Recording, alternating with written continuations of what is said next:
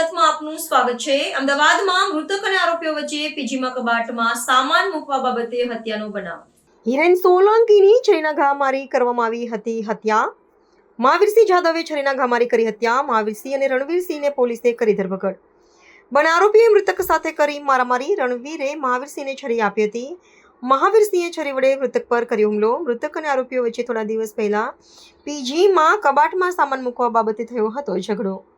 સામાન લેવા અને દરવાજો ખોલવા બાબતે ઝઘડાએ ઉગ્ર સ્વરૂપ ધારણ કર્યું। આરોપી મહાવીરસિંહે છરીના ઘા હિરેન સોલંકીને માર્યા। ઈજાગ્રસ્ત હાલતમાં હિરેન સોલંકીને સારવાર માટે સોલા સિવિલ હોસ્પિટલ ખસેડવામાં આવ્યો હતો। સારવાર દરમિયાન હિરેનનું થયું મોત।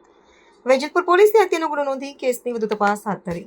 આમાં એવું છે કે વેજલપુર પોલીસ સ્ટેશનની હદમાં એક સત્યનારાયણ જગ્યાની છે, ત્યાં આવાસ કરીને બિલ્ડિંગ છે, એની અંદર પીજીમાં ઘણા બધા નોકરી કરતા વિદ્યાર્થીઓ રહે છે। 13 તારીખે સવારે 7:30 વાગે જે મરણ જનાર હિરેન છે, હિરેન મેન્સીભાઈ સોલંકીભાઈને એને અને જે આરોપીઓ છે મહાવીરસિંહ અને રણવીર, એમની સાથે બોલાચાલી થયેલી। અમે એવું છે કે જે આરોપી મહાવીરસિંહ છે એને વહેલા ઉઠવાની ટેવ હતી, એટલે વહેલા ઉઠીને આવ્યો તો આ લોકો એસીમાં બંધ કરીને દરવાજા સૂતા હતા। દરવાજો ખટખટવા છતાં પેલા નિંદરમાં હશે એના કારણે ખુલ્યો નહીં। પછી થોડી વાર પછી ફોન કરીને જગાડીને પછી દરવાજો ખુલ્યો, એટલે નથી ખોલતો એ બાબતે એ લોકો મગજમારી થઈ।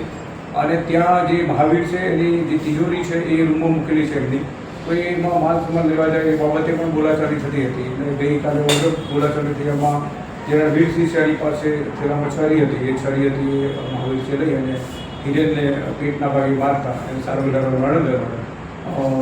આ કામે ગુનો વેજલપુર પોલીસ સ્ટેશનમાં BNS ક્રમ 103 મુજબ દાખલ કર્યો છે અને બંને આરોપીની ધરપકડ કરવામાં આવી છે। સાહેબ, બંને આરોપીનો બેકગ્રાઉન્ડ શું છે? કેટલા સમયથી આ લોકો અહીંયા રહેતા હતા?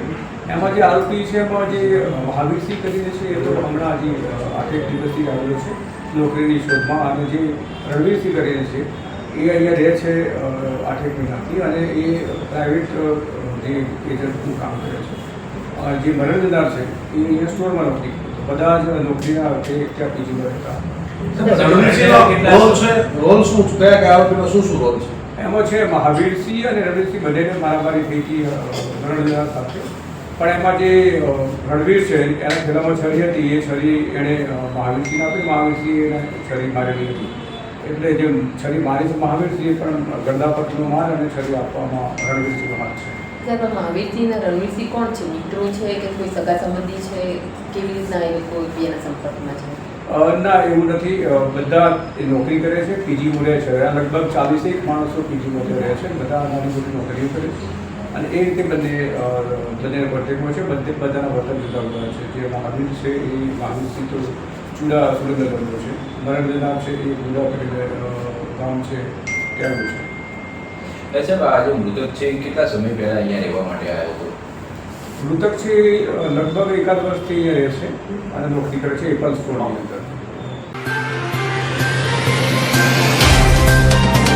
तो व्हाट्सएप, ट्विटर, फेसबुक, इंस्टा जहाँ भी आपका अकाउंट है, इसे शेयर बटन के द्वारा वहाँ पर शेयर करें।